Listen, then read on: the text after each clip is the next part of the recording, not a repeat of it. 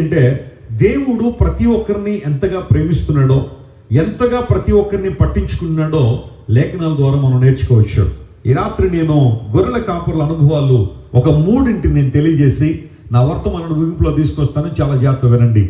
ఎటువంటి పరిస్థితుల్లో ఉన్న గొర్రెల కాపరులను దేవుడు ఎటువంటి పరిస్థితులకు తీసుకొచ్చాడు? From where and to where, ఎక్కడి నుండి దేవుడు ఎక్కడికి వారు నడిపించాడు? వారి యొక్క ఆధ్యాత్మిక స్థితి కావచ్చు, వారి భౌతిక పరిస్థితి ఏ పరిస్థితిలో నుండి ఏ పరిస్థితులకు మారింది అనేది ఈ రాత్రి నేను మీకు తెలియజేసి నా సందేశాన్ని ముగింపులో తీసుకొస్తాను. బైబిల్ ఉందని జాగ్రత్త మనం చదివితే గొర్రెల కాపరులు మొదటి అనుభవం ఏంటంటే వారు చీకటిలో ఉన్నారు అని బైబిల్లో రాయబడింది.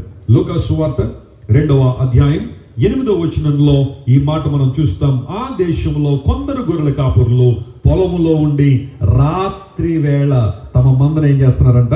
కాచుకొనిచున్నారు.